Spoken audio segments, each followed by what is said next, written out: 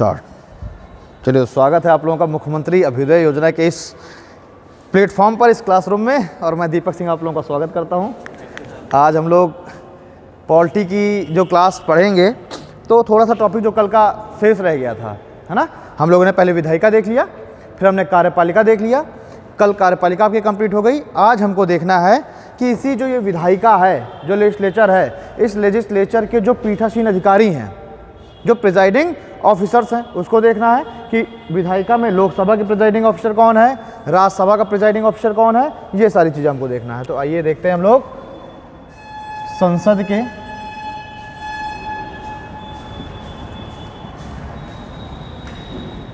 पीठासीन अधिकारी। हेडिंग डालिए, संसद के पीठासीन अधिकारी।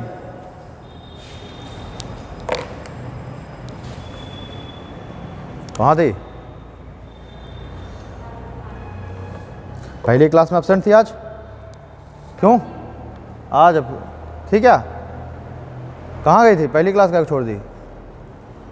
ये पहली क्लास, ये जो चल रही थी अभी, ज्योग्राफी वाली, हैं?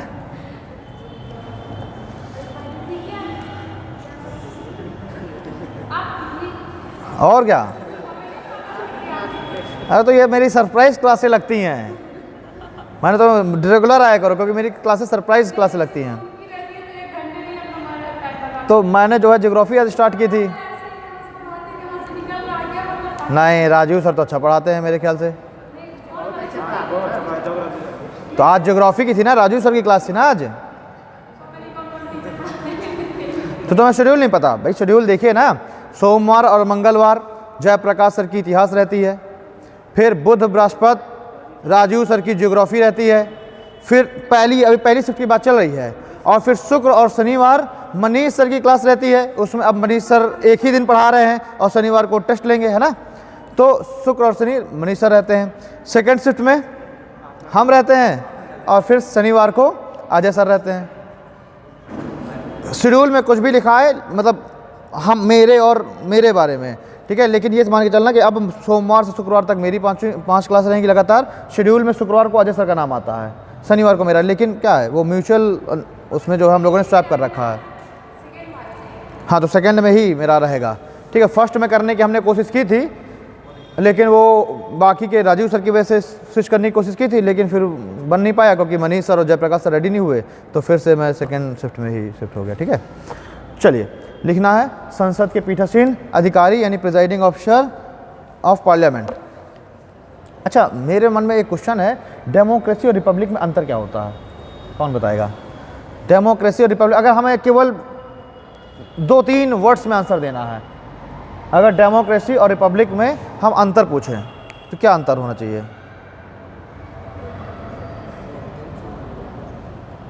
डेमोक्रेटिक कंट्री वो होगी, अगर मैं एक लाइन में कहूँ, रूल बाय मेजॉरिटी, बहुमत का शासन। जहाँ पर जिस देश में बहुमत का शासन होगा, वो देश कैसा देश कहलाएगा? Democratic country. और जहाँ पर होगा कानून का शासन, रूल बाय लॉ, यानी संविधान के अनुसार चीज़ें चल रही हैं। भाई संविधान यानी कानून। तो जहाँ पर चीज़ें संविधान के अनुसार चल रही हैं, वो देश कैसा देश कहलाएगा? Republic country. लिखना हो लिख लो। डेमोक्रेटिक और रिपब्लिक दोनों में क्या डिफरेंस है? डेमोक्रेसी में, डेमोक्रेसी मतलब क्या होता है? रूल बाय मेजॉरिटी, यानी बहुमत का शासन। रूल बाय मेजॉरिटी यानी बहुमत का शासन। रिपब्लिक मतलब होता है रूल बाय लॉ, यानी कानून का शासन।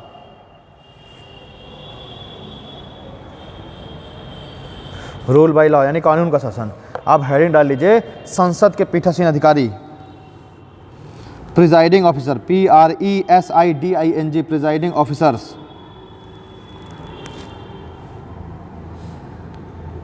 क्या हो गया? क्या हो गया? क्या बगल वाले सुनाई नहीं दे रहा? आवाज नहीं आ रही?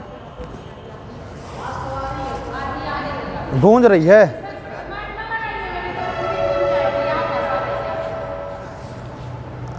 देखिए, प्रिजाइडिंग ऑफ डेमोक्रेसी मतलब क्या होता है? बहुमत का शासन, यानी रूल बाय मेजॉरिटी। और रिपब्लिक माने क्या होता है? रिपब्लिक में मतलब होता है रूल बाय लॉ, यानी कानून का शासन, यानी जौन सा देश संविधान के अनुसार अपने यहाँ की राज्य व्यवस्था चला रहा है, वो देश कैसा कहलाएगा? रिपब्लिक कंट्री कहलाएगा। और जिस देश में चुनाव हो रहे हैं, यानी कि जो हायर जो पद है वो चुनाव के द्वारा चुना जा रहा है, वो देश क्या कहलाएगा? Democratic country. डेमोक्रेसी है वहाँ पर, यानी कि हमारे यहाँ जो राष्ट्रपति का पद है वो क्या है? बाई इलेक्शन आया ना, सर्वोच्च पद कौन सा है? राष्ट्रपति का। तो सर्वोच्च पद राष्ट्रपति का कैसे चुना जा रहा है? बाई इलेक्शन, यानी जो बहुमत, आज कुछ ज़्यादा हॉर्न बज रहा है क्या? तो जो लोग जो है, जो बहुमत के आधार पर जिस व्यक्ति को चुने, अगर देश के सर्वोच्च पद में जो व्यक्ति बैठा है उसको अगर देश के लोग कैसे चुने? बहुमत के आधार पर चुने, तो वो देश क्या कहलाएगा? Democratic country. और जिस देश का शासन उसके संविधान के अनुसार चल रहा है, वो देश कैसा कहलाएगा? रिपब्लिक। हो गया, ठीक। अब लिखे संसद के पीठासीन अधिकारी, और एक तरफ लिख लीजिए राज्यसभा, एक तरफ लोकसभा, दोनों के एक साथ कंपेयर करते हुए लिखते चलते हैं, राज्यसभा और लोकसभा। राज्यसभा और लोकसभा, राज्यसभा जानते हैं सब, ये सब आर्टिकल 80 में सब ये सारी चीज़ें होंगी, है ना। यहाँ तक कि आर्टिकल 80 के क्लॉज 3 में अगर हम देखेंगे तो वो जो लिखा हुआ है कि किन किन क्षेत्रों से नॉमिनेट किया जाएगा, 4 क्षेत्रों में, है ना। आर्टिकल 80 के क्लॉज 1 सब क्लॉज ए में दिया हुआ है कि कितने लोगों को नॉमिनेट किया जाएगा। तो ये सारी चीज़ें इसी में है, जितनी भी राज्यसभा के बारे में चीज़ें हैं सब आर्टिकल 80 में ही है, किसी न किसी क्लॉज में। तो एक तरफ लिखा लोकसभा, एक तरफ राज्यसभा। Lok Sabha article 81, Rajya Sabha article 80। चलिए पहले लिखते हैं लोकसभा की तरफ। पीठासीन अधिकारी लोकसभा में पीठासीन अधिकारी का जिक्र आर्टिकल 93 में किया गया है। पीठासीन अधिकारी का जिक्र आर्टिकल 93 में किया गया है। 93 पीठासीन अधिकारी का जिक्र आर्टिकल 93 में किया गया है। और राज्यसभा की तरफ लिखिए पीठासीन अधिकारी का जिक्र आर्टिकल 89 में किया गया है। पीठासीन अधिकारी का जिक्र आर्टिकल 89 में किया गया है। आप देखिए लोकसभा, राज्यसभा,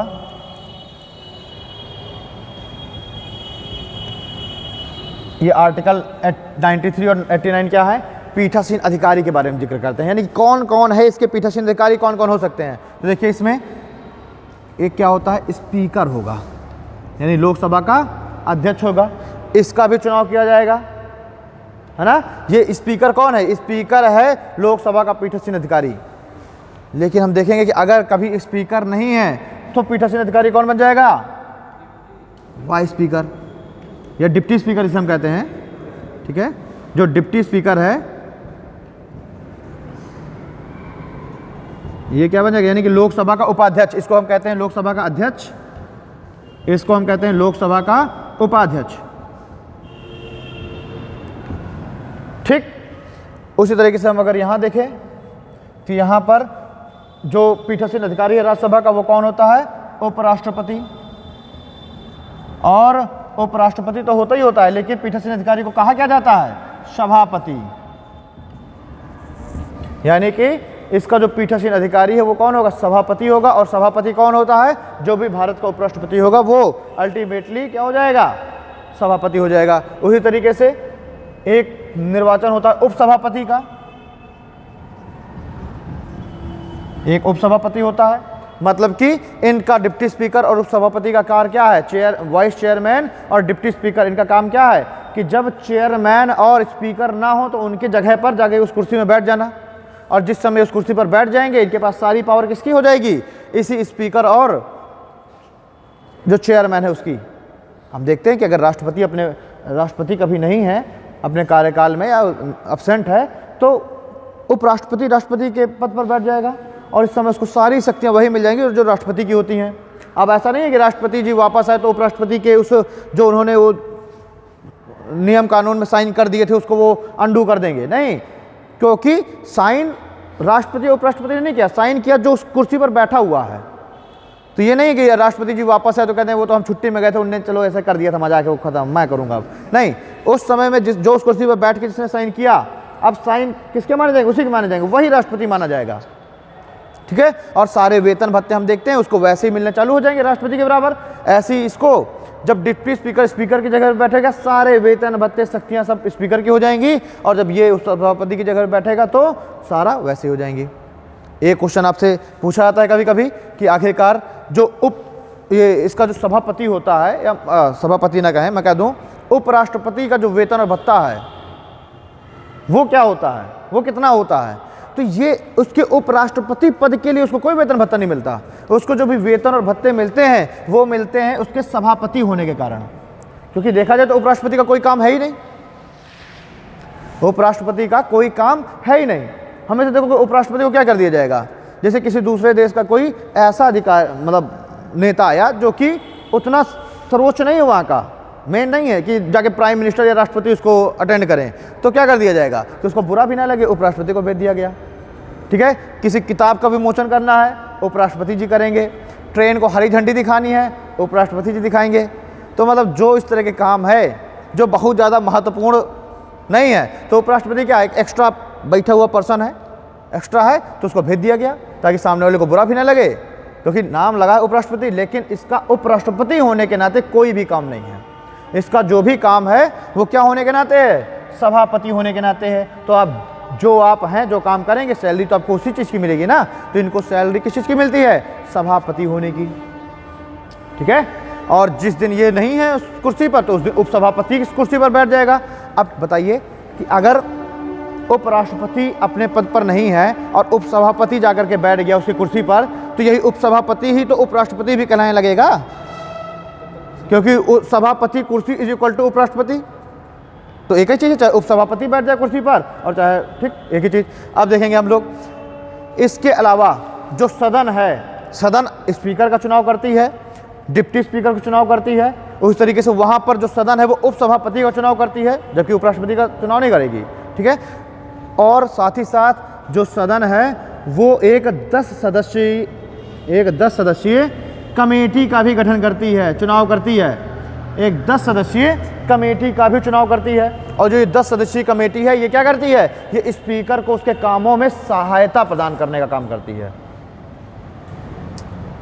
ठीक, सेम इसी तरीके से यहाँ पर भी एक 10 सदस्यीय 10 मेंबर कमेटी का चुनाव करती है जो सदन है, यानी जो राज्यसभा है, और इसका भी काम क्या है? इसका भी काम है सभापति को उसके कार्यों में सहायता प्रदान करना।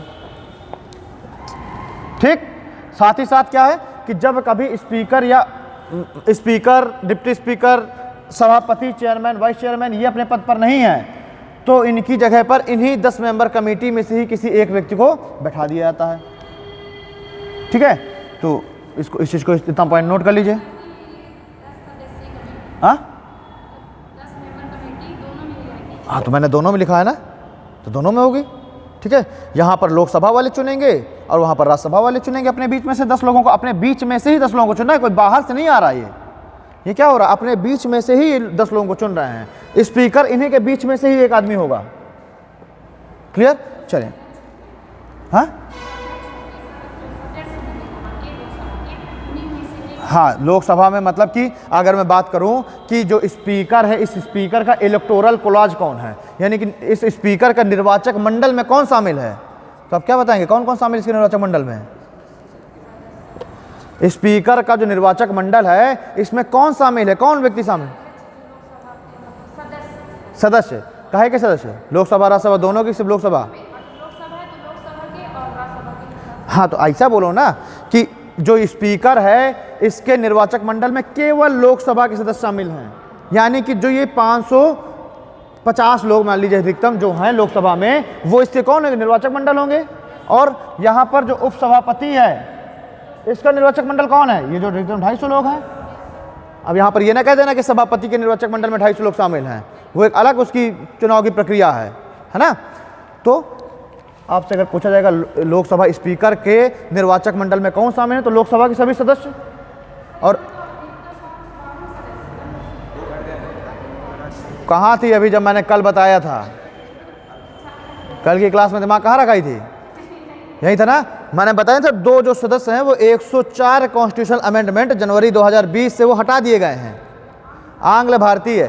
भैया जब जिस समय हमने पार्लियामेंट्री सिस्टम को अडॉप्ट किया, ये सब चीज़ें की, उस समय हमारे ऊपर क्या था, ब्रिटिश का थोड़ा सा तो दबाव था, प्रभाव था। और ब्रिटिश क्या कह रहे थे कि भैया बिना हमारे तुम चला ही नहीं सकते। तो हमने क्या किया, चलो ठीक है 2 लोगों को हम शामिल कर ले रहे हैं ताकि इनका भी प्रतिनिधित्व रहे। और वो आंग्ल भारतीय कौन है, जिनके पूर्वज भारत में आ चुके थे और वो अब उनके लड़के बच्चे हैं, तो उनको हमने क्या कर दिया, उनको हमने प्रतिनिधित्व दे दिया 2 सीटों में। अब वो समय आ गया कि अब हमें आवश्यकता नहीं है, तो वो हटा दिया गया, नहीं आवश्यकता समझी।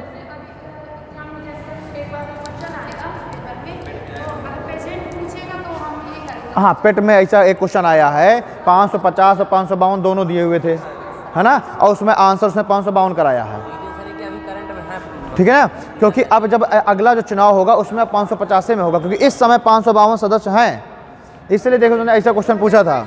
हटा दिया गया है, लेकिन अब चूंकि चुनाव तो हो चुका है ना उनका ऑलरेडी, 2019 में ही सरकार बन चुकी है। जब 2019 में सर, तो अब इसे थोड़ा कह दिया कि 2020 से तो हट बाहर निकल, अब वो चुन चुके हैं।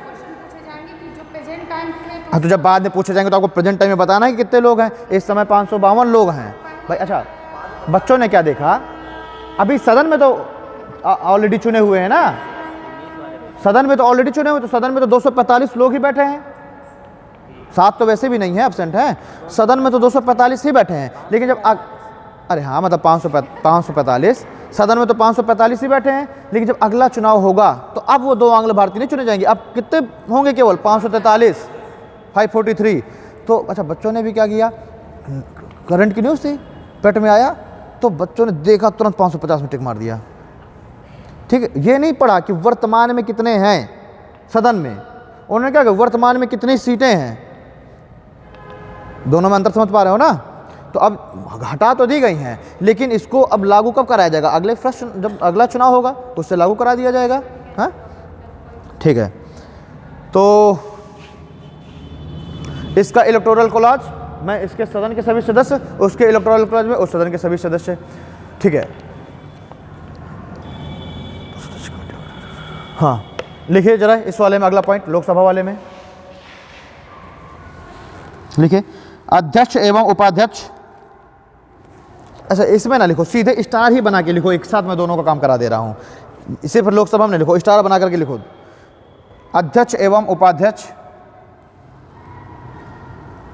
तथा सभापति एवं उपसभापति, अध्यक्ष एवं उपाध्यक्ष तथा सभापति एवं उपसभापति के अनुपस्थित होने पर राष्ट्रपति सदन के किसी भी सदस्य को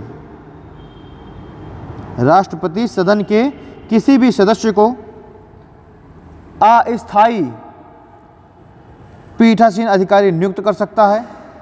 राष्ट्रपति सदन के किसी भी सदस्य को अस्थायी पीठासीन अधिकारी नियुक्त कर सकता है,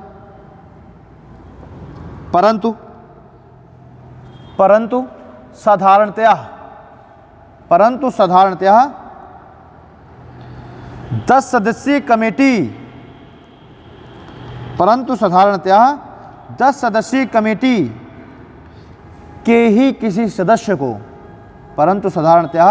10 सदस्यीय कमेटी के ही किसी सदस्य को पीठासीन अधिकारी नियुक्त किया जाता है। परंतु साधारणतया 10 सदस्यीय कमेटी के ही किसी सदस्य को पीठासीन अधिकारी नियुक्त किया जाता है, ठीक है। मतलब कि राष्ट्रपति जिसको चाहे कर सकता है, कोई इसमें दिक्कत नहीं है। अब जरा से हेड डाल लीजिए लोकसभा के बारे में पहले लिख लिया जाए कुछ चीज़ें। लोकसभा, हेड डालिए लोकसभा, लिखिए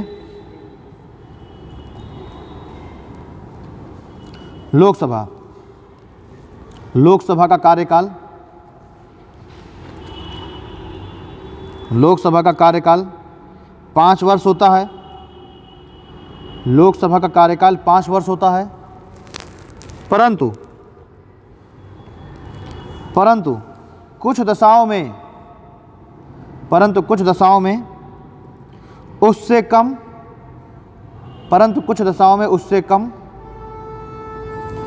या उससे अधिक भी हो सकता है। इसी में अगला पॉइंट डालिए, पहला पॉइंट तो ये हो गया लोकसभा कार्यकाल। अगला पॉइंट डालिए, नई चुनी हुई लोकसभा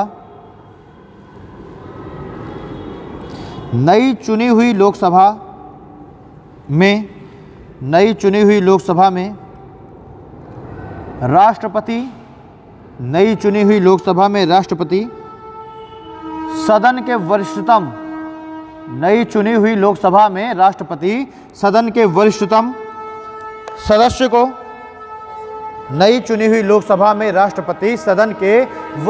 सदस्य को वरिष्ठतम सबसे बुजुर्ग, नई चुनी हुई लोकसभा में राष्ट्रपति सदन के वरिष्ठतम सदस्य को प्रोटेम स्पीकर, नई चुनी हुई लोकसभा में राष्ट्रपति सदन के वरिष्ठतम सदस्य को प्रोटेम स्पीकर यानी अस्थायी अध्यक्ष नियुक्त करता है। प्रोटेम स्पीकर यानी अस्थायी अध्यक्ष नियुक्त करता है। अगला पॉइंट डालिए, नेक्स्ट पॉइंट लिखिए, प्रोटेम स्पीकर यानी अस्थायी अध्यक्ष, प्रोटेम स्पीकर नई लोकसभा के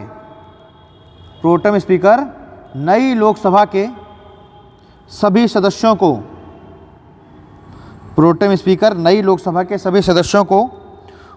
ओथ यानी शपथ दिलवाता है।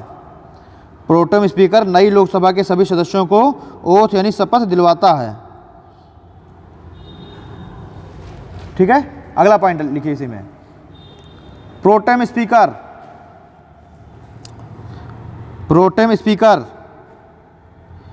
नई लोकसभा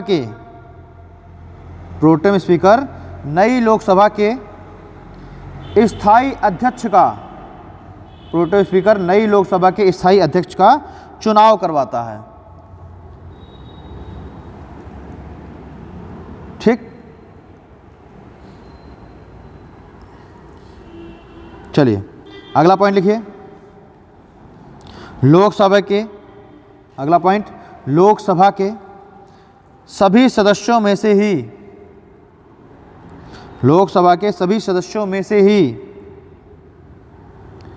एक सदस्य को लोकसभा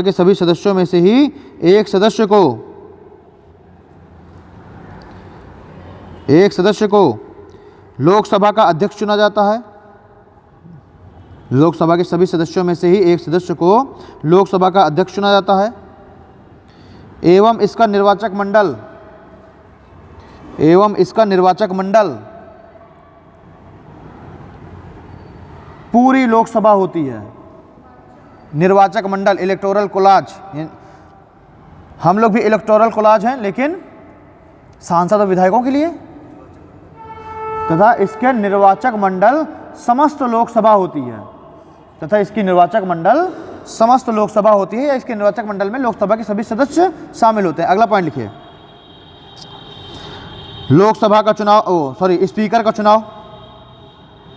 स्पीकर का चुनाव लोकसभा के सदस्य, स्पीकर का चुनाव यानी अध्यक्ष का चुनाव लोकसभा के सदस्य साधारण बहुमत के द्वारा करते हैं। स्पीकर का चुनाव लोकसभा के सदस्य साधारण बहुमत के द्वारा करते हैं। ब्रैकेट में लिख लेना 50% प्लस 1। 50% साधारण बहुमत का मतलब क्या होता है?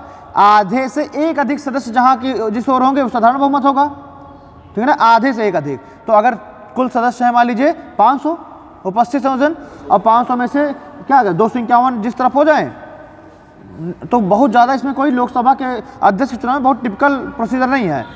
क्या साधारण बहुमत से ही क्या हो जाएगा, लोकसभा के अध्यक्ष का चुनाव हो जाएगा। अब देखिए, ऐसा कहीं पर भी हमारे संविधान में नहीं कहा गया है। क्या कहाँ छोड़ गया? प्लीज़ मोस्ट वेलकम, आइए। चाय पानी कुछ, कॉफ़ी वॉफ़ी कुछ नहीं? ठीक है, बताइएगा कैसे आना हुआ? अच्छा, ट्रेन लेट हो गई तो कहाँ से आती हैं आप? सिर्फ क्लास लेने की, और भी कुछ काम होता है? अब तेरी, तब तो आधा पौन घंटा बचा है। बड़ी समस्या वाली बात है। आप भी चित्रकूट से आते हैं? आप कौन से ट्रेन से आए थे? क्लास लेने के लिए आते हो? अरे यार, तब तो जो चित्रकूट वाले हैं उनको मेरी कोचिंग निःशुल्क है। 2.5 से 4 बैच चल रहा है। हाँ ठीक है, जो चित्रकूट वाले हैं, बांदा वाले नहीं, जो बेचारे मेहनत करके आ रहे होते दूर से क्लास लेने के लिए, लेट हो जा रहे हैं, उनको निःशुल्क है। तो महोबा से डेली नहीं आते, तुम यहीं रहते हो? हाँ,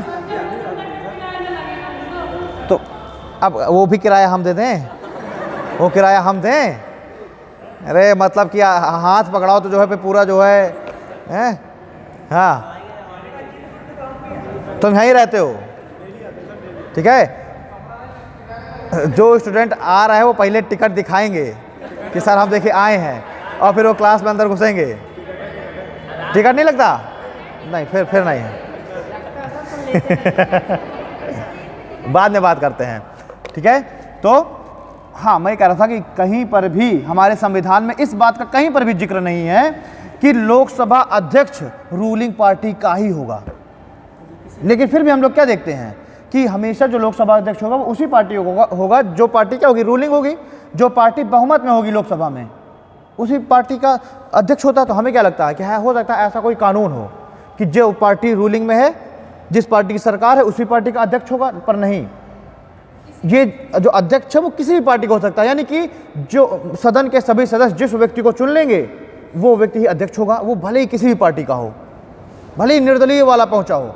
लेकिन साधारणतः हम क्या देखते हैं कि भाई वो तो आदर्शवाद और यथार्थवाद में अंतर होता है। वो आइडियलिस्टिक बात है कि किसी भी पार्टी का हो सकता है, लेकिन रियलिस्टिक क्या है कि जो पार्टी रूलिंग होगी उस पार्टी के, अब चूंकि चाहिए ही आधे सदस्य उसके साथ फेवर में, और वो पार्टी जो बहुमत में होगी, उस स्वाभाविक सी बात है कि उसके आधे सदस्य तो होंगे ही होंगे। तो हम देखते हैं कि साधारण केस में क्या होता है कि जो भी पार्टी रूलिंग होती है उसी पार्टी का ही मेंबर लोकसभा अध्यक्ष बन जाता है। तो इस पॉइंट को कहाँ पर हम लोगों ने छोड़ा था? हाँ, तो लोकसभा के अध्यक्ष का चुनाव लोकसभा के सदस्यों के द्वारा साधारण बहुमत के आधार पर ब्रैकेट में 50% प्लस 1 ब्रैकेट बंद द्वारा होता है। नीचे लिख लीजिए, साधारणतया लोकसभा अध्यक्ष रूलिंग पार्टी, साधारणतः लोकसभा अध्यक्ष रूलिंग पार्टी का ही होता है। साधारणतः लोकसभा अध्यक्ष रूलिंग पार्टी का ही होता है, परंतु ऐसा संविधान में जिक्र नहीं है।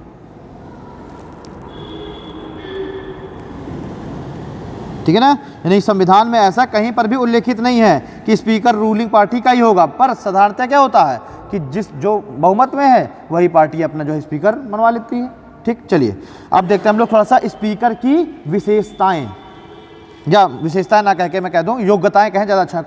ठीक है, हाँ, योग्यताएं लिखिए। स्पीकर की योग्यताएं मतलब क्या क्या योग्यताएं होनी चाहिए, क्वालिफिकेशन क्या होना चाहिए स्पीकर बनने के लिए। ठीक है ना, स्पीकर पद की योग्यताएं यानी क्वालिफिकेशन। पहला पॉइंट डालिए, लोकसभा का सदस्य होना चाहिए।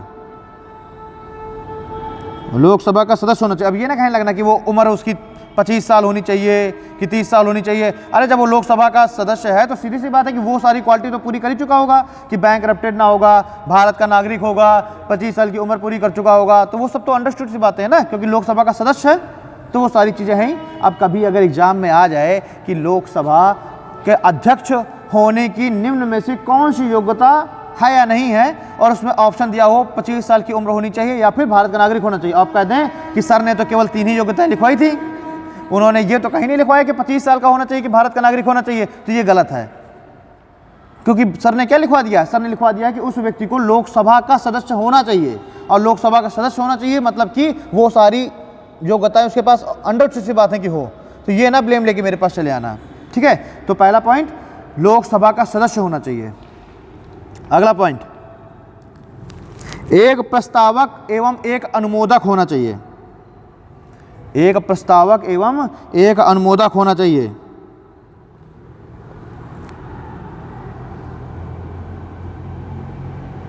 ठीक है। अब देखिए प्रस्तावक और अनुमोदक कौन क्या है? एक प्रस्तावक जो नाम को प्रपोज करे, ठीक है, यानी नाम रखे, और एक अनुमोदक जो कह दे कि हाँ मैं सहमत हूं, ठीक है। एक प्रस्तावक जो प्रस्ताव दे उसके नाम का, और एक अनुमोदक जो कह दे कि हाँ। जब संविधान सभा का गठन हुआ था तो उस समय भी 9 दिसंबर को सच्चिदानंद सिन्हा बैठक अस्थायी अध्यक्ष बनाए गए। उन्होंने क्या कहा कि स्थायी अध्यक्ष का हम चुनाव कराएंगे, और स्थायी अध्यक्ष के चुनाव कराने के लिए इन्होंने क्या कहा कि जो भी अध्यक्ष पद का उम्मीदवार बनना चाहता है वो क्या करे, वो अपना अपना नामांकन पत्र भरे। तो नामांकन कराने के लिए ही अभी भी जाते हैं ना हम लोग, अगर नामांकन कराने जाते हैं तो कुछ लोगों का होना चाहिए हमारे सपोर्ट में। ऐसा नहीं कि आप सिर उठा के गए और पर्चा भर के चले आए, कुछ लोग होना चाहिए जो कह रहे हैं कि हाँ हम इसको, ठीक है, हम इसके साथ हैं। तो ऐसे ही जब कहा सच्चिदानंद सिन्हा ने कि अब क्या होगा, अगले जो बैठक होगी 11 दिसंबर वाली, उसमें स्थायी अध्यक्ष का नाम का डिसीजन लिया जाएगा, उसको बुला करके बैठाया जाएगा, सीधे हस्तांतरित किया जाएगा कुर्सी को। तो क्या कहा गया कि सब लोग अपने अपने पर्चे को भर के जमा करें। उसके लिए कंडीशन क्या थी उस समय भी कि एक प्रस्तावक होना चाहिए, एक अनुमोदक होना चाहिए। तुम चाह रही हो कि जो है दीपक सर क्या बन जाए, लोकसभा के स्पीकर।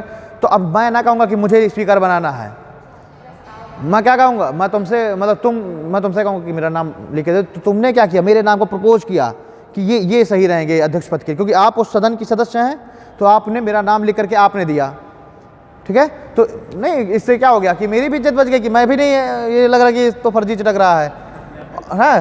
तो इस तरीके से तो जब उस समय जब उन्होंने मांगा जब नाम का प्रस्ताव, तो क्या हुआ कि कुल मिलाकर के 4 ही पर्चे पहुँचे, कुल मिला के 4 पर्चे पहुँचे, जिनमें से 2 पर्चों में 2 जो फॉर्म थे उनमें से तो राजेंद्र प्रसाद का ही नाम था उम्मीदवार के रूप में। उसमें देखा गया कि भाई प्रस्तावक है कि नहीं है।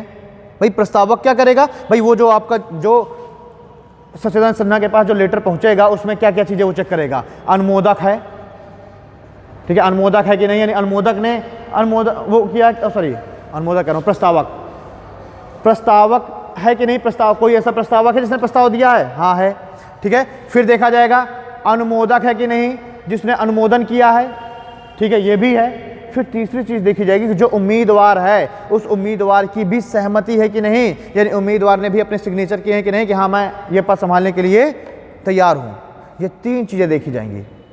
और उस समय भी जब पर्चे आए तो पर्चे कितने आए, कुल मिला के 4, जिनमें से 2 पर्चों में किसका नाम था, राजेंद्र प्रसाद का, चेक किया गया, अनुमोदक भी ठीक, प्रस्तावक भी ठीक, उनके साइन भी थे।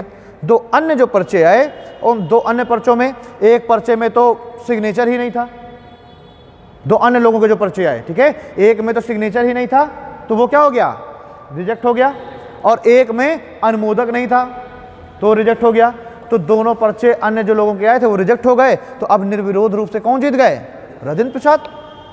सेम यही चीज़ अभी भी होती है, एक अनुमोदक होना चाहिए, एक प्रस्तावक होना चाहिए, और जो उम्मीदवार है उस उम्मीदवार की भी सहमति होनी चाहिए। 2-3 पर्चे आते हैं हमेशा, हर पार्टी अपना अपना, भाई बीजेपी अपने कैंडिडेट का पर्चा वो करेगी, कांग्रेस अपने का, और कोई और होगा तो वो अपने का, ठीक है ना। तो ये चीज़ हो गई, ठीक है। अगला पॉइंट लिखिए, लोकसभा का अध्यक्ष, भाई एक प्रस्तावक एक अनुमोदक लिख लिया ना, और ये चीज़ तो मैं लिखवाना भूल ही गया कि जो है जो वो है जो उम्मीदवार है उसकी भी सहमति होनी चाहिए। लिख सकते हो तो लिख लो अगर जगह है तो कहीं, एक प्रस्तावक होना चाहिए, एक अनुमोदक होना चाहिए, और उम्मीदवार की भी सहमति होनी चाहिए, और उम्मीदवार की भी सहमति होनी चाहिए। अब ऐसा नहीं कि कोई एक प्रस्तावक और कोई एक अनुमोदक मिल गए और फर्जी का नाम दिया है कि इसकी साली की बेइज्जती करवाते हैं, ठीक है। चलिए अगला तीसरा पॉइंट लिखिए, लोकसभा का अध्यक्ष स्पीकर पद की शपथ नहीं लेता। लोकसभा का अध्यक्ष स्पीकर पद की शपथ नहीं लेता, वे सिर्फ सदन के सदस्य के रूप में ही शपथ लेता है। लोकसभा का अध्यक्ष स्पीकर पद की शपथ नहीं लेता, वो सिर्फ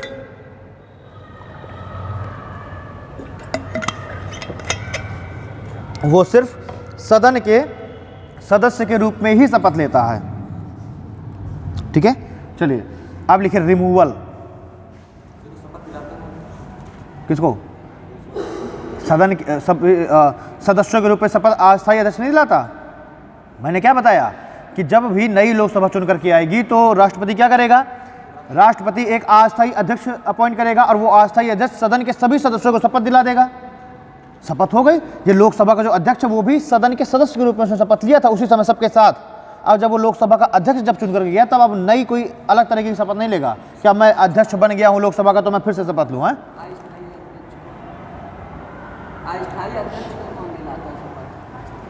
राष्ट्रपति तो भाई राष्ट्रपति उसको बुलाएगा, अस्थायी अध्यक्ष के रूप में उसको कार्यभार सौंपेगा। जो भी फॉर्मेलिटी वगैरह वो अस्थायी उस समय राष्ट्रपति करवाएगा उसको। जो भी फॉर्मेलिटी है प्रोटेम स्पीकर के रूप में वो राष्ट्रपति सारी फॉर्मेलिटी कराएगा। और फिर उसके बाद कह देगा अब आपकी हुई सभा। ठीक है, अब अस्थायी अध्यक्ष का यहाँ से रोल चालू होगा। ठीक है, क्या हो गया? कौन? ठीक, चलिए अब लिखे रिमूवल यानी पद मुक्ति। अध्यक्ष अपना इस्तीफा उपाध्यक्ष को देगा। अध्यक्ष अपना इस्तीफा उपाध्यक्ष को देगा तथा उपाध्यक्ष अपना इस्तीफा अध्यक्ष को देगा। अध्यक्ष उपाध्यक्ष को, उपाध्यक्ष अध्यक्ष को अपना इस्तीफा देगा और इस्तीफा दे करके भी वो क्या कर सकता है? पदमुक्ति ले सकता है। दूसरी पदमुक्ति भगवान बुला ले, डेथ, तो पदमुक्ति हो ही गई। ठीक है, डेथ। तीसरी तरह से पदमुक्ति कैसे हो सकती है? लोकसभा से उसकी सदस्यता खत्म हो जाए। लिख लो, लोकसभा की सदस्यता चली जाए। भाई कंडीशन तो यही है ना कि लोकसभा का आपको सदस्य होना चाहिए अगर आप स्पीकर हैं, और किसी कारण से अगर उसकी लोकसभा की सदस्यता ही खत्म हो जाए तो वो अपने आप वो स्पीकर के पास से हट जाएगा। तो दूसरा हो गया डेथ, तीसरा लोकसभा की सदस्यता चली जाए। चौथा पॉइंट लिखिए, चौथा पॉइंट साधारण बहुमत के द्वारा, साधारण बहुमत के द्वारा 14 दिन की पूर्व नोटिस पर, साधारण बहुमत के द्वारा तथा 14 दिन की पूर्व नोटिस पर, 14 दिन की पूर्व नोटिस पर सदन के सदस्यों के द्वारा। भाई सदन के जो सदस्य हैं वो क्या करें?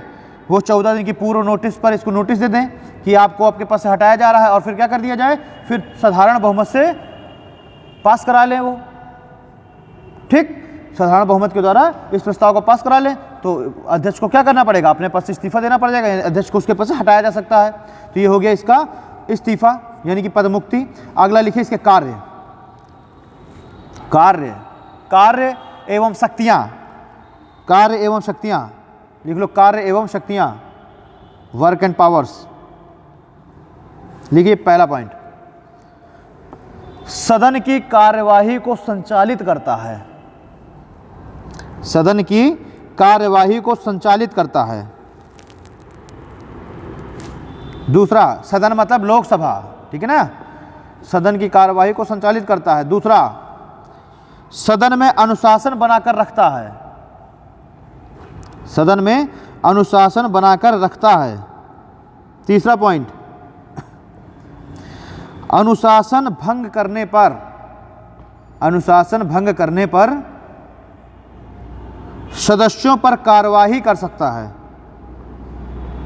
अनुशासन भंग करने पर सदस्यों पर कार्यवाही कर सकता है। अनुशासन भंग करने पर सदस्यों पर कार्यवाही कर सकता है। नोट डालिए, नोट डाल करके लिखिए, नोट लिखिए। अध्यक्ष की कार्यवाही का जुडिशियल रिव्यू नहीं हो सकता। अध्यक्ष की कार्यवाही का जुडिशियल रिव्यू नहीं हो सकता। अध्यक्ष सदन का राजा होता है, किंग है अध्यक्ष सदन का। अध्यक्ष की कार्यवाही का जुडिशियल रिव्यू यानी कि न्यायिक पुनरावलोकन, यानी कि किसी भी न्यायालय में चुनौती नहीं दी जा सकती।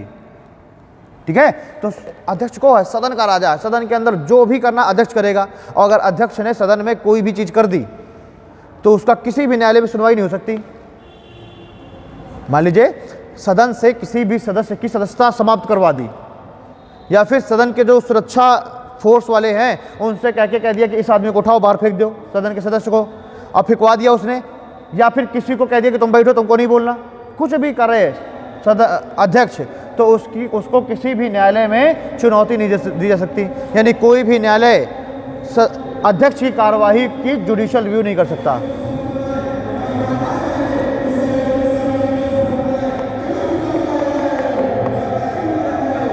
हाँ?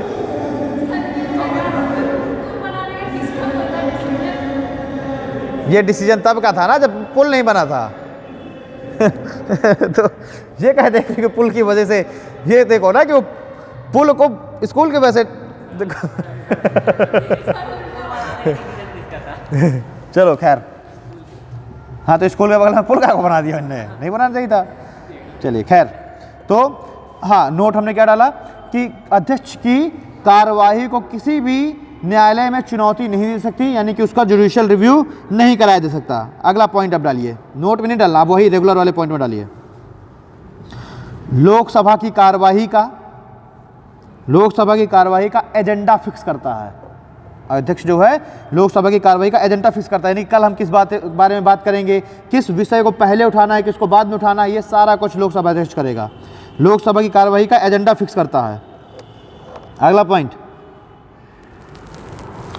लोकसभा के रिकॉर्ड को तैयार करता है। लोकसभा के रिकॉर्ड को तैयार करवाता है एवं संशोधित करवाता है। लोकसभा के रिकॉर्ड को तैयार करवाता है एवं उसे संशोधित करवाता है। लोकसभा में जो भी बात हो रही है, यहां तक कि अगर राहुल गांधी ने कह दिया कि मोदी जी तो फेंकू हैं, तो वो भी टाइप हो जाएगा खड़खड़। कभी देखना लोकसभा, मतलब बैठे रहते हैं स्टेनोग्राफर का काम क्या होता है, स्टेनोग्राफर का काम होता है बट मतलब जो भी बात चल रही है लोकसभा में, हाँ तो वो सब कुछ नोट होता है। एक वर्ड किसी ने किसी को गाली दे दी वो भी नोट होगा, हाँ हर चीज नोट होता है। अब मान लीजिए कोई ऐसी बात हो गई, किसी व्यक्ति ने किसी को गाली दे दिया, तो स्टेनोग्राफर का काम क्या है, नोट करना। उसको ये, वो अपना दिमाग उसको कुछ नहीं लगाना कि ये गाली, ये इररिलेवेंट बात है तो इसको हटा दिया जाए, नहीं, गाली दी तो वो भी नोट कर देगा। तो फिर वहां पर क्या कहेगा लोकसभा अध्यक्ष, स्टेनोग्राफर महोदय इस लाइन को डेटा से हटाया जाए, गजट से इस लाइन को गजट से हटाया जाए। फिर वो स्टेनोग्राफर क्या करेगा, बैग जाएगा, फिर खट खट खट खट खट उसको काटेगा और फिर लाइन चेंज करेगा, आगे बढ़े, देखना कभी। तो मतलब हर एक बात संविधान सभा जब चल रही थी, हर एक बात उसकी रिकॉर्डेड है, हर एक बात के दस्तावेज मौजूद हैं, किसने क्या कहा, क्या हुआ। अब इतना समय नहीं है ना कि जो है उसको बैठ के पढ़ें। उनकी सारी जो भी 114 दिनों की उनकी कार्यवाही हुई संविधान सभा की, तो 114 दिनों की पूरी कार्यवाही को पढ़ने का समय नहीं है, ना ही प्रारूप समिति की जो 141 बैठकें हैं उसको पूरा पढ़ने का समय, जबकि वो सब लिखा हुआ है, सब रखा हुआ है। और अगर कभी संविधान में कोई ऐसा किसी पॉइंट में अटक जाती है जब जुडिशरी, तो फिर वो क्या करवाती है, उसी गजट को खुलवाती है। जुडिशरी अगर किसी प्रावधान में अटक गई कि आखिरकार ये जो प्रावधान है, तो इस समय संविधान सभा के सदस्यों की क्या सोच क्या थी, क्या डिबेट चल रही थी, तो फिर क्या करवाती है, कोर्ट खुलवाती है कि ये जो जिस समय वो बात हुई रही होगी उसका गजट निकाला जाए। फिर गजट निकाला जाता है और फिर उसमें, क्योंकि उसमें तो हर एक बात है ना कि किसने क्या कहा, फिर किसने उस शब्द को मना किया, फिर कौन सा शब्द, मतलब हर एक बात, जैसे हम आप बात कर रहे हैं ना, तो एक स्टेनोग्राफर बैठा ले, वो हर एक बात वो करे कि मैंने उसको पूछा कि कहाँ से आते हो, ठीक है, फिर उसने क्या बोला, मैं हर एक चीज़ नोट होगी। तभी तो देखिए सुप्रीम कोर्ट का डिसीजन इतने लंबे समय में आता है, और सुप्रीम कोर्ट जब डिसीजन देगी 20-20 पेज का डिसीजन देगी, हर एक चीज़ को फिर मेंशन करेगी कि संविधान सभा के, आखिरकार संविधान बनाया हमें संविधान सभा के सदस्यों ने, तो और जो संविधान है वो संविधान सभा के सदस्यों के दिमाग में जो चल रहा था वो चीज़ है। अब अगर ये चीज़ आज स्पष्ट नहीं हो पा रही तो हम फिर क्या देखेंगे उनके दिमाग में क्या चल रहा था। अब वो चूंकि संविधान सभा तो अब है नहीं कि उनको बुला लिया जाए वापस से, तो उनकी सारी डेटा सारा कुछ, तो ये क्या करता है लोकसभा अध्यक्ष, सारे गजट को तैयार कराता है और उसको संशोधित, यानी कि वही जो कटवा दिया है ना कि ये फर्जी का ये चीज़ है, इसको काट दो, तो वो कटवाता है। अगला पॉइंट लिखिए, अध्यक्ष दल बदल में कार्यवाही कर सकता है, एंटी डिफेक्शन लॉ जो है दल बदल में कार्यवाही कौन करेगा? अध्यक्ष करेगा। और दल बदल के आधार पर ये किसी भी सदस्य को सदन से बहिष्कृत भी कर सकता है, उसकी सदस्यता समाप्त कर सकता है। तो लिखिए दल बदल में कार्यवाही कर सकता है, दल बदल में कार्यवाही कर सकता है। और दल बदल में जो भी उसके पास पावर है उस सदस्य की सदस्यता भंग कर देना, है ना। तो ये सारे काम कौन करेगा? लोकसभा अध्यक्ष। चलिए कहाँ कहलाएगा? खत्म। अभी इस समय जो है रंजन गोगोई के ऊपर एक को चल रहा है मुद्दा कि इनकी राज्यसभा से क्या कर दिया जाए? सदस्यता इनके भंग कर दिया जाए। ठीक है, तो उसमें क्या है कि भाई अभी उन्होंने एक इंटरव्यू दिया है एनडीटीवी को और उन्होंने कह दिया कि मैं तो क्या हूँ, मैं तो एक स्वतंत्र वो हूँ, सांसद हूँ। क्योंकि वो क्या है, वो राष्ट्रपति ने जो 12 सदस्यों को नॉमिनेट करते हैं तो उनमें से है रंजन गोगोई गए हैं। और इनकी पिछले 2 सालों में जब से ये अपॉइंट हुए 2019 में ये अपॉइंट हुए थे मार्च 2020 में, तो लगभग पौने 2 साल हो गए। पौने 2 सालों में केवल इनकी 12% उपस्थिति है। वहीं अन्य जो सांसद हैं उनकी 75 से 80% उपस्थिति है। इनकी उपस्थिति कितनी? 12%। जब इनसे क्वेश्चन किया गया कि आपकी उपस्थिति इतनी कम क्यों है, तो उन्होंने क्या कहा कि मैं तो एक स्वतंत्र सांसद हूँ, जनता ने मुझे चुन करके थोड़ा भेजा है, मुझे तो प्रेसिडेंट ने अपॉइंट किया, तो मैं जब मेरा इच्छा करेगी तो मैं जाऊँगा, नहीं इच्छा करेगी नहीं जाऊँगा। मुझे जब बोलना होता है तो मैं जाता हूँ, बाकी मैं नहीं जाता। तो अब उनके ऊपर क्या हुआ? टीएमसी के कुछ सांसदों ने इनके ऊपर क्या कर दिया? केस कर दिया। एक PIL एक दायर की है सुप्रीम कोर्ट में कि ये तो एक तरीके से क्या है, सदन का अपमान है भाई, और बाकी बेवकूफ़ थोड़ा है जो वहाँ जा रहे हैं। तो ये कहा गया है कि अगर आप सांसद हैं, भाई सांसद तो है ना आप राज्यसभा के, तो आपका दायित्व तो सिर्फ बोलना ही नहीं है, सुनना भी है। तो आप तो सदन की क्या कर रहे हैं? अपमान कर रहे हैं। और क्या कह रहे हैं कि सदन में जो कोरोना प्रोटोकॉल है उसको कोई फॉलो नहीं कर रहा, इसलिए मैं नहीं जाता। ठीक है, तो क्या कहा कि जो बाकी के जो है तो वो बेवकूफ़ है। तो अब यहाँ पर क्या लाया जा रहा है इनके ऊपर अब वो सदन जो है सुनवाई करेगी। और जब पहले क्या किया जाएगा, जब इनके ऊपर अगर सुनवाई होनी है, कुछ भी इनके ऊपर आरोप लगाया जा रहा है, तो पहले वो कहाँ प्रस्तुत किया जाएगा? राज्यसभा के सभापति के पास। अब राज्यसभा का सभापति जब इसको एक्सेप्ट कर लेगा तब वो क्या करेगा? एक कमेटी गठित करेगा।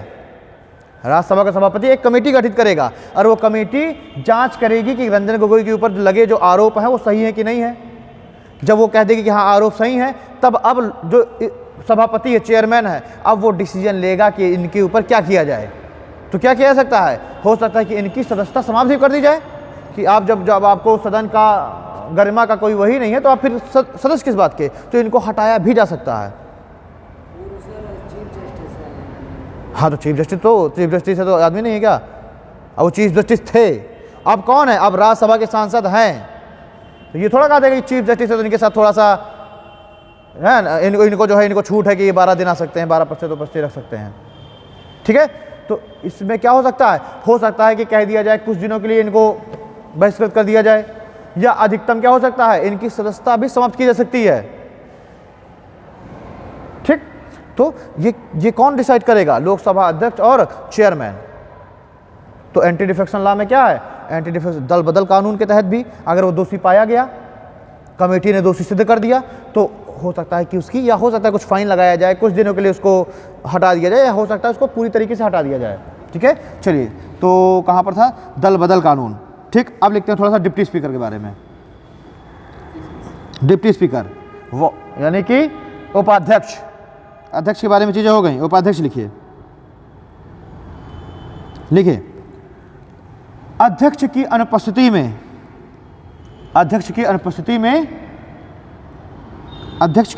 में स्पीकर के कार्यों का निर्वहन करता है। अध्यक्ष की अनुपस्थिति में स्पीकर के कार्यों का निर्वहन करता है। ये हो गया उपाध्यक्ष। बस इसके उपाध्यक्ष के बारे में आपको कुछ नहीं लिखना, ठीक है ना। अध्यक्ष हो गया, और ये उपाध्यक्ष, भाई जब उपाध्यक्ष अध्यक्ष की कुर्सी पर बैठ जाएगा तो सारे पावर उसको मिल जाएंगे। अब नोट डालिए, नोट लिखिए। बिल के टाई होने की दशा में, बिल के टाई मतलब टाई क्या होगा? बराबर। भाई कोई भी बिल लेकर के आया गया, अब उस बिल में क्या है कि मान लीजिए कुछ लोग पक्ष में होंगे, कुछ विपक्ष में होंगे, तो अब अगर वो बिल टाई हो गया तो वहाँ पर जो फाइनल जो वोटिंग है वो कौन करेगा? लोकसभा अध्यक्ष। ठीक है, तो लिखिए बिल के टाई होने की दशा में, बिल के टाई होने की दशा में निर्णायक वोट देगा। बिल के टाई होने की दशा में निर्णायक वोट देगा तथा लोकसभा एवं राज्यसभा की संयुक्त बैठक की अध्यक्षता करेगा। देखिए, लोकसभा का जो अध्यक्ष है नॉर्मल केस में वोट नहीं देता। नॉर्मल केस में क्या होता है, वो तटस्थ की भूमिका में रहता है। लेकिन जब ऐसी समस्या आ गई कि बिल टाई हो गया, बराबर है पक्ष में, बराबर है विपक्ष में, तब वो क्या करेगा? तब अब वो अपना वोट देगा। अब वो स्वतंत्र है कि वोट पक्ष में दे या विपक्ष में दे। स्वाभाविक सी बात है, कहाँ देगा वोट? उसकी जो पार्टी जिस ओर है उस ओर वो दे देगा। तो ये सिर्फ वोट कब दे सकता है सदन में? जब वोट टाई हो जाए, तब अपना केवल ये निर्णायक मत ही दे सकता है। इन नॉर्मल केस में वोट नहीं देगा। ठीक है, और दूसरा पॉइंट मैंने क्या लिखवाया था? लोकसभा और राज्यसभा की संयुक्त बैठक की अध्यक्षता करेगा। ठीक है, तो ये दो चीजें हो गई। अब हाँ, ठीक है, अगला पॉइंट लिखिए कार्यकाल।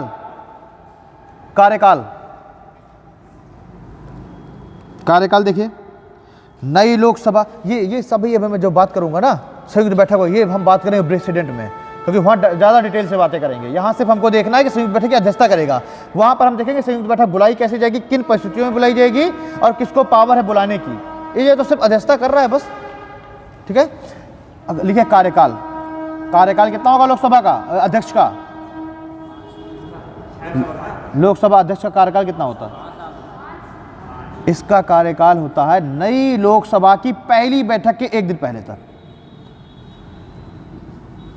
ठीक है, कोई 5वां साल नहीं। क्या है भाई, हो सकता है कि जो है वो हो जाए, सदन जो है भंग हो जाए, नई लोकसभा आ जाए, तो 5वां साल नहीं है। क्या है? नई लोकसभा की पहली बैठक के लिखो, कहीं नहीं लिख रही। कार्यकाल क्या है इसका? नई लोकसभा की पहली बैठक के एक दिन पहले तक। ठीक है, ये सब क्या है? ये हमारा हो गया स्पीकर, डिप्टी स्पीकर, दोनों की चीज़ें कंप्लीट हो गई। अब अगर हम देखें राज्यसभा की तरफ 89 में, तो हम देखते हैं कि उसका सभापति कौन है? उपराष्ट्रपति है। यानी कि इसके बारे में जो भी सारी चीज़ें हम पढ़ेंगे, कहाँ पढ़ेंगे? उपराष्ट्रपति में देखेंगे कि इसकी क्या क्या शक्तियाँ हैं, क्या नहीं है। और सभापति तो केवल तब पावरफुल होगा ना जब जिस समय उपसभापति नहीं है, तो हमें उपसभापति के बारे में कुछ पढ़ना ही नहीं है। जैसे मैंने डिप्टी स्पीकर में लिखवा दिया कि जब वो नहीं है तब उसको पावर मिलेगी, वैसे ही यानी कि उपसभापति के बारे में हमारे पास पढ़ने के लिए कुछ नहीं है। हम पढ़ लेंगे सभापति की सारी पावर, और उसमें फिर हम देख लेंगे जब सभापति नहीं तो उपसभापति उस जगह पर आ गया। और इस टॉपिक को हम कहाँ पढ़ेंगे? इस टॉपिक को हम पढ़ेंगे उपराष्ट्रपति में, कल नहीं, जब राष्ट्रपति के बाद उपराष्ट्रपति जब आपका टॉपिक आएगा। ठीक है ना, क्योंकि स्पीकर के बारे में पढ़ने के लिए आगे कोई भी मौका नहीं था, इसलिए इसको यहाँ पढ़ लिया। अभी उपराष्ट्रपति का मौका आएगा, राष्ट्रपति पढ़ेंगे फिर उपराष्ट्रपति आ जाएगा। तो वहाँ पर फिर मैं आपको रिकॉल करा दूंगा कि देखिए राज्यसभा का ये चेयरमैन है। तुम्हारे साथ एक और आता था ना? अच्छा, तुम दोनों है आते हो, ओके ठीक। तो ये टॉपिक तो हो गया। टाइम क्या हो गया? टाइम अभी है 10-15 मिनट का। इकोनॉमिक्स खोलिए। हाँ,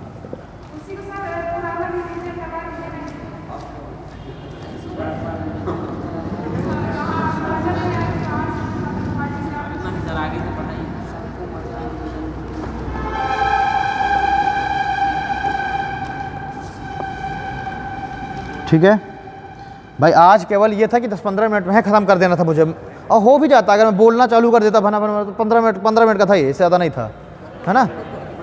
केवल मैं कहता कि लिखो 15 मिनट में ख़त्म, लेकिन क्या हो गया, 1 घंटा चला गया।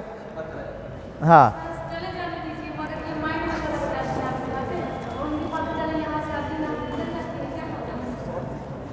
अब मैं कुछ इसमें तर्क वितर्क नहीं करना चाहता हूँ।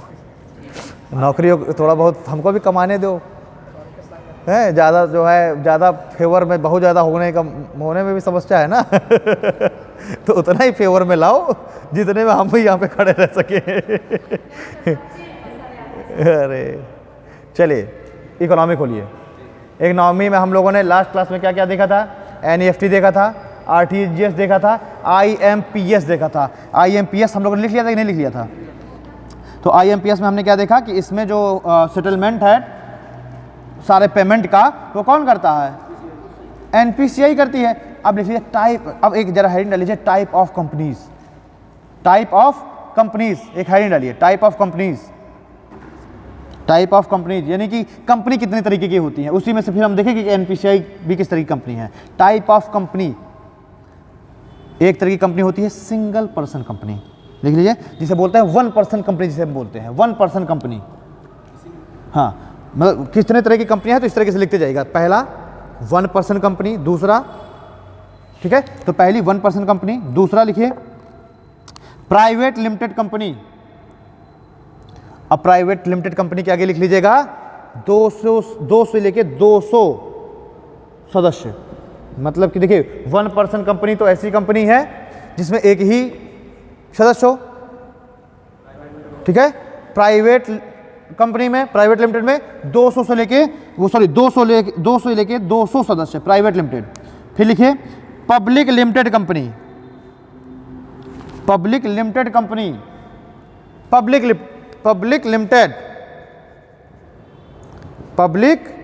लिमिटेड LTD लिख लिया जाता है। पब्लिक लिमिटेड में 7 से लेकर के इनफाइनाइट, 7 से लेकर के इनफाइनाइट सदस्य हो सकते हैं। हाँ, 1 पर्सन में अब मान लीजिए हमारा कोचिंग इंस्टीट्यूट है, हमने उसको कंपनी के रूप में रजिस्टर्ड करा लिया, रजिस्टर करा लिया, कंपनी हो गई। अब उसमें हम क्या, हम अकेले हैं, तो हम क्या बताएंगे हमारी कौन सी कंपनी है? हम ये तो नहीं कहेंगे ना कि जो है मेरी कोचिंग प्राइवेट लिमिटेड है कि पब्लिक लिमिटेड है। मैं क्या बताऊंगा कि अगर कोई पूछेगा कैसी कंपनी है आपकी, कंपनी का टाइप क्या है, मैं क्या कहूँगा 1 पर्सन कंपनी, ठीक है।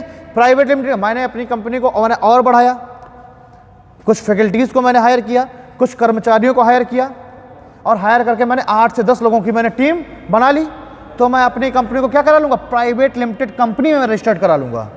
कंपनी को रजिस्टर कराना पड़ता है, ठीक है। तो मैं फिर अपनी कंपनी को क्या कर दूंगा?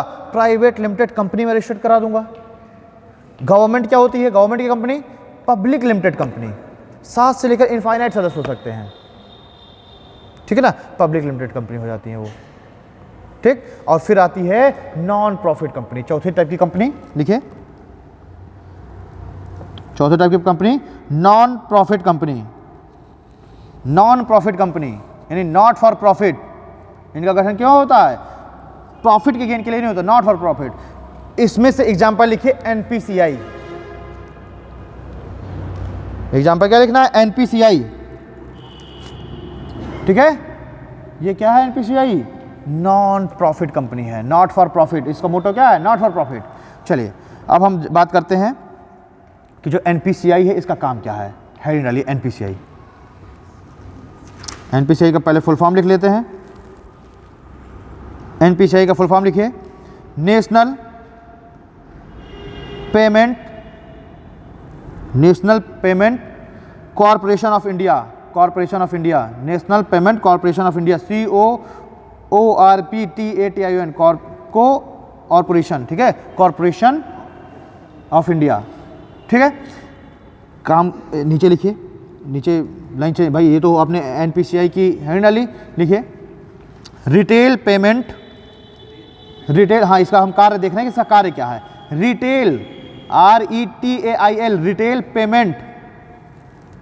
Retail payment services offered by NPCI। काम क्या है इसका? Retail payment services offered by NPCI। यानी NPCI का काम क्या है कि जो ये रिटेल पेमेंट है, रिटेल पेमेंट समझ रहे हो ना, जो फुटकर जो भुगतान है,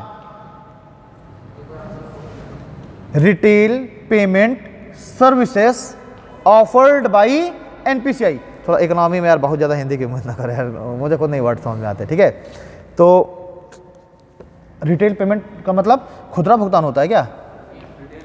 हाँ, मतलब जो ये जैसे अब आपने क्या किया, किसी को आपने कुछ सामान खरीदा, सामान खरीद के आपने पेमेंट कर दिया, रिटेल पेमेंट। आप टोल में आपका जो पेमेंट हो गया फास्टैग से, रिटेल पेमेंट हो गया, क्लियर। तो जो भी अपने ATM कार्ड से अपने ATM कार्ड को स्वाइप करा के जो भी पेमेंट कर दिया, रिटेल पेमेंट में आ गया। गवर्नमेंट ने कोई स्कॉलरशिप वगैरह दी, वो भी रिटेल पेमेंट में आ गया। तो ये सारा कुछ मैनेजमेंट कौन करेगा? एनपीसीआई करेगी। इसलिए एनपीसीआई को लेकर के आया गया ताकि गवर्नमेंट और लोगों की जो रिटेल पेमेंट है इन सभी को क्या कर सके? इन सबको रेगुलेट कर सके, मैनेज कर सके। क्लियर? अब देखेंगे हम कि कौन कौन सी सर्विसेज दे रहा है एनपीसीआई। ठीक है, retail payment services offered by NPCI. अब ये जो सर्विसेज दे रहा है वो भी अलग अलग कैटेगरी में, अलग अलग तरह की हैं। पहला पॉइंट डालिए, पहली इसकी जो सर्विस है वो है CTS. CTS, C for cat, T for tiger, S for sun. CTS लिखे, सीटीएस का जरा फुल फॉर्म लिख लीजिए। चेक, हाँ, truncation system, truncation, TRUN CATION, cheque truncation system. ठीक है, अब जब ये सीटीएस के द्वारा जब पेमेंट होता है तो इसमें क्या होता है? इसमें आपको चेक की स्कैन करके चेक की इमेज बैंक को भेजना पड़ता है। तब बैंक क्या करता है? तब बैंक पेमेंट क्लियर करता है। ठीक है, तो इसमें लिख लीजिए चेक ट्रंकेशन सिस्टम क्या है? सीटीएस लिखिए। Scanned image of cheque, scan मतलब स्कैन करके, scanned image of cheque is sent, scanned image of cheque sent in bank for clearance. Scanned image of cheque sent in bank for clearance, यानी कि आप जो bank है वो इस check truncation system, मान लीजिए आप जो है बैंक नहीं जा पा रहे, आप बैंक नहीं जा पा, आप जो है चेक को लेकर के नहीं जा पा रहे बैंक, जो किसी को भेज नहीं पा रहे, तो वो सब स्टेल और पोस्ट डेटेड चेक तो सब खत्म ना। अब आप जब नहीं जा पा रहे तो आप क्या कर सकते हैं? आप चेक को आप क्या कर सकते हैं? स्कैन कर सकते हैं, और स्कैन करके आप बैंक में आप चेक क्या करेंगे? भेजेंगे, और फिर बैंक आपके अमाउंट को क्या कर देगा? क्लियर कर देगा, आपका भुगतान कर देगा। उसी को क्या बोलते हैं? CTS, cheque truncation system. Truncation मतलब होता ही है भुगतान वगैरह संबंधित। ठीक है, चेक ट्रंकेशन सिस्टम। क्लियर? उसमें बाकी सारा कुछ जो चेक में आप देखेंगे मैग्नेटिक इंक से सब कुछ नीचे लिखा होता है। ठीक, वही चीज़ वही चाहिए चेक को। तो हाँ, अच्छा, बहुत सारे जगह क्या होता है, जैसे मान लीजिए अगर आपने कोई लिया पॉलिसी ली, ठीक है, पर्सनल एक्सीडेंट संबंधित कोई पॉलिसी ली, ऐसी अगर आपने कोई पॉलिसी ली और जब आपका एक्सीडेंट हो गया तो आप फिर उनको मेल करेंगे, जो भी है उनका फॉर्म वो भरेंगे, फिर वो क्या करेंगे? उन्होंने अगर अप्रूवल कर दिया, अप्रूवल करने के बाद वो आपसे कहेंगे कि अपने चेक की स्कैन इमेज भेजिए, अपने चेक की क्या करिए? स्कैन इमेज भेजिए। अच्छा, ये एग्जांपल मेरे इसलिए दिमाग में आ गया क्योंकि बगल में ही एक टीचर, एक सर पढ़ाते हैं, वो जब कभी कभी आते रहते हैं, प्रकाश मिश्रा नीट पढ़ाते हैं, तो इनके एक्सीडेंट हो गया, पैर का अंगूठे का नाखून उखड़ गया। अब इन्होंने ले रखी थी अपनी एक पर्सनल एक एक्सीडेंटल पॉलिसी ले रखी थी, उसमें हर हफ्ते 10,000 रुपये इनको बेड रेस्ट में मिलना था। अब पैर का नाखून उखड़ा, इन्होंने कहा यार 2 साल से मैं भर रहा हूँ, इसका फ़ायदा तो लेना ही लेना है। तो अच्छा, अब अंगूठा का नाखून उखड़ा था, कोई इतना बड़ा वो तो था नहीं। अच्छा, उसी दिन उखड़ा नाखून, तो उस दिन की छुट्टी इन्हें बैच कर दी, अगले दिन से बाकायदा यहाँ वहाँ हर जगह पढ़ाने लग गए, 7-7 8-8 घंटे। तो कोई सीरियस समस्या तो है नहीं, लेकिन अगर भाई और जो कंपनियां होती हैं वो क्या करती हैं? वो देखेंगे अब बेड रेस्ट है कि नहीं। अब बेड रेस्ट की समस्या कैसे बने? तो गए हम मेडिकल कॉलेज, वहाँ डॉक्टर PN होते हैं, इमरजेंसी विभाग के हेड, वो परिचित हैं हमारे। तो हमने जो है उनके पास सीधे गए, बताया सारा कुछ। तो उन्होंने कहा कितने दिन का बेड रेस्ट बना? तो हमने कहा सर अभी 2 हफ्ते का बना दीजिए। तो उन्होंने कागज़ में लिख दिया 2 हफ्ते का बेड रेस्ट। अब एक ऑथराइज्ड पर्सन ने लिख दिया ना, अब कंपनी की हिम्मत हो सकती है भाई? एक तो इमरजेंसी विभाग के यानी इमरजेंसी में गए, हेड ने लिखा है 2 हफ्ते का। अब क्या है, उनका जो है सब अप्रूवल हो गया। अब बैंक ने कहाँ समस्या फंसा दी? बैंक ने कहा कि अपनी इस चेक की स्कैन इमेज भेजिए। अब इनके पास जो चेक था वो जो अकाउंट के साथ जो मिलता है शुरुआत में, उसमें नीचे मैग्नेटिक इंक वगैरह से नहीं होता, ठीक है, वो चेक ये लोग ये भेज रहे थे, वो नहीं, वो उन्हें फिर बताया कि वो वाला चेक होगा जिसमें मैग्नेटिक इंक से सब प्रॉपर नीचे सारी डिटेल होंगी।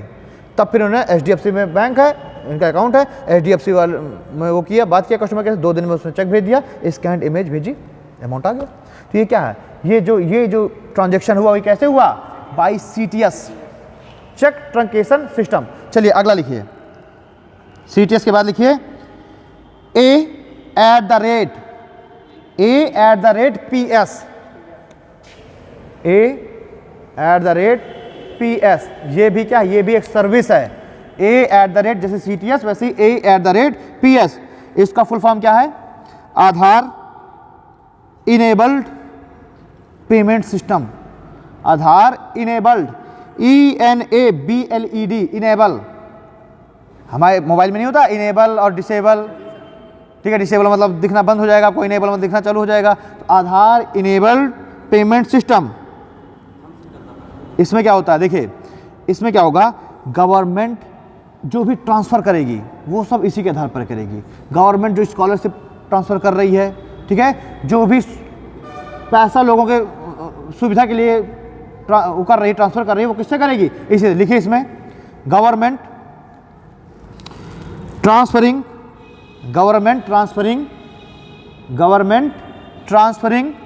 LPG subsidy. भाई गवर्नमेंट ने क्या किया, जो LPG में जो सब्सिडी नहीं मिलनी चालू हो गई थी, जब जो कि आजकल 4-6 रुपये मिलती है, अब शुरुआत में तो मिलनी चालू हुई थी ठीक ठाक, अब तो मिलती है क्या अभी भी? अब नहीं मिलती। हाँ, शुरुआत में 350, जब 550 सिलेंडर था तब 350 सब्सिडी आती थी। हाँ आती थी। अब जो क्या किया है, सिलेंडर भी 950 का सब्सिडी भी खत्म।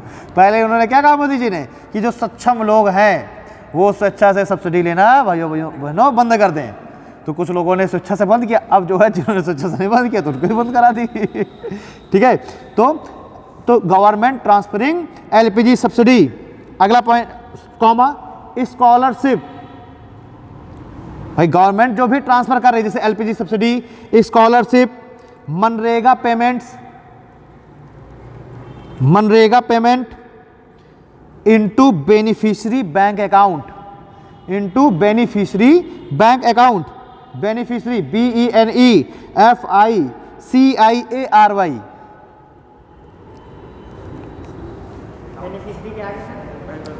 Into beneficiary bank account. ठीक है, देखिए एक बार फिर से रिपीट कर रहा हूं, government transferring LPG subsidy, scholarship and MNREGA payments into beneficiary bank account. यानी कि जो भी गवर्नमेंट, अब जैसे इस समय किसान सम्मान निधि जो 2000 रुपया आ रहा है, या फिर जो फसल बीमा योजना जो आता है उसमें जो सीमांत किसानों को जो पैसा दिया जाता है, सीमांत और लघु किसानों को जो अगर उनकी फसल खराब होगी जो पैसा आएगा, ठीक है, अकाल पड़ गया, बाढ़ आ गई, तो उसमें जो भी बेनिफिशियरी के अकाउंट में जो डायरेक्ट ट्रांसफ़र किया जाएगा, ठीक है, जिसे क्या कहते हैं हम, जो नहीं होता डायरेक्ट पेमेंट ट्रांसफ़र होता है, तो हाँ DPT ना, तो हाँ वही चीज़ ना, तो क्या चीज़, हाँ डायरेक्ट DBT, तो डायरेक्ट बेनिफिट ट्रांसफर, तो बेनिफिट तो है कि आपके अकाउंट में जो पैसा आ रहा है, सम्मान निधि वगैरह, तो ये कैसे आएगा, ये इसी से आएगा, A@PS। ठीक है, चलिए, यानी आधार इनेबल्ड पेमेंट सर्विसेज इसका फुल फॉर्म है, और इसको लिखा कैसे जाता है, A@PS। हाँ क्या कह रहे हो, कैसे आती है, वो PMS भी यही रेगुलेट कर रहा होगा ना उसको। मेन जो इन सब के पीछे है, LPG सब्सिडी, स्कॉलरशिप्स, मेन जो पीछे है इन सब के, वो कौन है, ये है। उसके बाद हो सकता है उसके और भी आगे विंग हो, भाई स्कॉलरशिप के लिए एक अलग वो हो जो स्कॉलरशिप ही केवल कर रही है, LPG सब्सिडी के लिए अलग क्या होगा, पोर्टल होगा, हर चीज़ के लिए पोर्टल अलग अलग होगा ना, एक ही पोर्टल से सारे पेमेंट थोड़ा होंगे। लेकिन जो मेन है सबसे पीछे वो कौन है, ये है, इन सभी तरीके के पेमेंट्स के लिए। अब आगे बढ़ करके वो भी क्या, उसके भी कई विंग्स हो गई, ठीक ना भाई, बहुत सारी लिंक हम देखते हैं ना, हम फॉर्म भरते हैं तो कुछ लिंक्स होती हैं, उसमें अलग चीज़ खुलती है, कुछ में अलग खुलती है, लेकिन क्या है कि जो सरकारी रिजल्ट है वो पोर्टल है जो कि सारे फॉर्म भरवा रहा है। अब उन सारे फॉर्मों में भी क्या है कि हर एक एग्जाम के अलग अलग लिंक्स हो गई। अब जब उस एग्जाम को भी आप पर्सनली क्लिक करेंगे तो उसमें भी देखेंगे, कुछ में क्लिक करेंगे तो केवल रिजल्ट खुलेगा, कुछ में क्लिक करेंगे केवल आपका एडमिट कार्ड खुलेगा, कुछ में प्री का, कुछ में मेंस का, ठीक है। तो वो पोर्टल्स उसके अंदर हैं बहुत सारे। तो ये A@PS हो गया। अगला लिखिए, अगला जो सर्विस है वो है NFS। इसका फुल फॉर्म है national financial switch. NFS, national financial switch. अब ये नेशनल फाइनेंशियल स्विच क्या है? नेशनल फाइनेंशियल स्विच है जितने भी एटीएम हैं इन सभी एटीएमों को उनके बैंक से कनेक्ट करना। ये जितने भी एटीएम्स हैं इन एटीएम्स को उनके बैंक से कनेक्ट करना, यानी कि बैंक ने अपने एटीएम में, भाई आपने क्या किया, एटीएम से पैसा निकाला, तो ऐसा तो नहीं कि एटीएम के पास वो पैसा रखा था, वो गया, वो डिटेल कहाँ गई, बैंक में गई, आपके खाते से खटाक से पैसा कटा और पैसा आपको कैश मिल गया। तो इस सभी के लिए भी तो कोई ना कोई एक होना चाहिए ना बीच में। अब जो है वो एटीएम कहाँ से आपको पैसे देगा? भाई पहले आपने कार्ड डाला, तुरंत वो कार्ड रीड हुआ, तुरंत कार्ड रीड हो गया, आपके बैंक के पास इंफॉर्मेशन गई कि आपका कार्ड आपने इंटर किया है, ठीक है। उसके बाद आपने जब अपना पिन वगैरह सब डाला तो क्या आपके अकाउंट की जांच की गई कि आपके अकाउंट में इतना पैसा है कि नहीं है जो आप निकालने जा रहे हैं, और फिर आपने उस पैसे की जब ट्रांजेक्शन किया तो पैसा आपको मिल गया, और उसी समय जस्ट आपके मोबाइल में भी मैसेज आ गया कि आपका अकाउंट से इतना पैसा निकल चुका है, ठीक है। तो ये सारा कुछ रेगुलेट कौन कर रहा है? नेशनल फाइनेंशियल स्विच, ठीक है। तो इसमें लिख लीजिए connect ATM network, connect ATM network from banks, connect ATM network from banks, यानी जो एटीएम है उनको उनके बैंक से कनेक्ट करना और ये सारा जो ट्रांसफर है उसको सेटलमेंट करना, ठीक है, ट्रांजैक्शन सेटलमेंट करना। अगला लिखिए BBPS, BBPS, B for ball, B for ball, parrot sun, BBPS full form लिखिए भारत बिल पेमेंट सिस्टम। ये सारे देखिए एनपीसीआई के ही सर्विसेज हैं, ठीक है। और इस सभी के लिए एनपीसीआई ने क्या कर रखा है? अलग अलग पोर्टल्स तरीके से बना रखे हैं कि इस तरह का पेमेंट ये करेगा, इस तरह का पेमेंट एनएफएस करेगा, इस तरह के जो भी सेटलमेंट है इसको बीबीपीएस करेगा, उसको @PS करेगा, सब कुछ अलग अलग एनपीसीआई ने बना रखा है, क्लियर। तो बीबीपीएस हो गया भारत बिल पेमेंट सिस्टम। देखते हैं हम लोग इसमें क्या है। जैसे कि यूटिलिटी बिल्स हैं, जो भी आप बिल वगैरह का भुगतान कर रहे हैं, इलेक्ट्रिसिटी बिल का भुगतान कर रहे हैं, ये सब किस में आता है? इसी के द्वारा सेटलमेंट होता है। लिख लीजिए जरा इसको पहले, यूटिलिटी बिल्स, यूटिलिटी मतलब जो आप दैनिक उपयोग कर रहे हैं, यूटिलिटी, ठीक है। यूटिलिटी बिल्स, फिर एग्जाम्पल करके लिख लीजिए, जैसे यूटिलिटी बिल्स एग्जाम्पल में, जैसे कि फ़ोन बिल, भाई अपने फ़ोन का अपने बिल भरा, वो कौन कर रहा है? फ़ोन के बिल का सेटलमेंट यही कर रहा है, बीबीपीएस, ठीक है ना। आपने अपने ब्रॉडबैंड का बिल भरा तो उसमें बीच में कौन है? वही है इलेक्ट्रिसिटी बिल, हाँ, वाटर बिल और क्या, ठीक है। गैस का आपने, आप पेटीएम में जाइए, पेटीएम में जाके आप अपनी गैस आप बुक करिए, इलेक्ट्रिसिटी का बिल आप भरिए, तो उसमें आपके अकाउंट से पैसा निकाल करके और उस कंपनी को कौन भेज रहा है? भाई फ़ोन पे, वो पेटीएम तो क्या है, एक मीडियम है, लेकिन वो सर्विस किसके लिए? भाई फ़ोन पे, सॉरी, जो पेटीएम है उसके पास वो सर्विस थोड़ा है कि वो आपके पेमेंट को यहाँ से वहाँ कर दे। पेटीएम तो केवल एक क्या है? एक फेस है, आधार है, जिसके थ्रू आप इसका यूज कर पा रहे हैं बीबीपीएस का, ठीक है। और उसमें पीछे सेटलमेंट कौन कर रहा है? एनपीसीआई। इसके पास, पेटीएम वगैरह के पास ये वित्तीय अधिकार थोड़ा है, ठीक। तो वो भी सर्विस पेटीएम किसकी सर्विस लेगा? एनपीसीआई की। और एनपीसीआई इस तरह की जो भी सर्विसेज हैं, पेटीएम जो सर्विस प्रोवाइड कर रहा है, तो एनपीसीआई उन सभी सर्विसेज के लिए बीबीपीएस का सहारा लेगा। एनपीसीआई ने क्या कर रखा? बीबीपीएस को अपॉइंट कर रखा। इस तरह के सारे payment, electricity bills, gas bills, ठीक है, यूटिलिटी फ़ोन बिल्स, ये सभी कौन करेगा? बीबीपीएस सॉल्व करेगा, ठीक है। चलिए अगला देखते हैं हम लोग। अब अगला आता है NACH, नाच, NACH, ठीक है। फुल फॉर्म इसका क्या है? NACH का फुल फॉर्म क्या है? National automated clearing house, national automated clearing house, ठीक है। नेशनल ऑटोमेटेड क्लियरिंग हाउस, ये क्या है?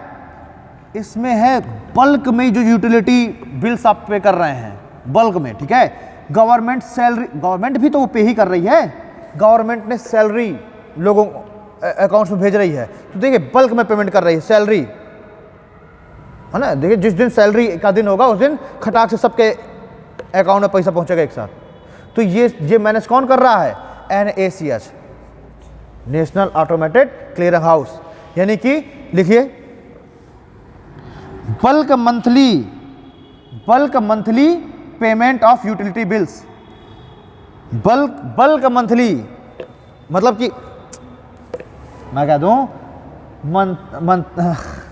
अरे यार अपने शब्दों में लिख लो कि बल्क में यानी कि बड़ी मात्रा में यूटिलिटी बिल का पेमेंट, ठीक है ना, बड़ी मात्रा में बल्क में, कुछ बीच में हिंदी भी लिखते जाया करो ना, जो नहीं इंग्लिश में वर्ड समझ बन पा रहा है तो उसको हिंदी में कन्वर्ट कर लो तुरंत।